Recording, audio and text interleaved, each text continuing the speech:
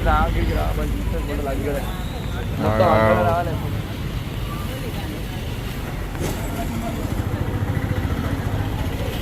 నేను చెప్పలేదు అన్నారు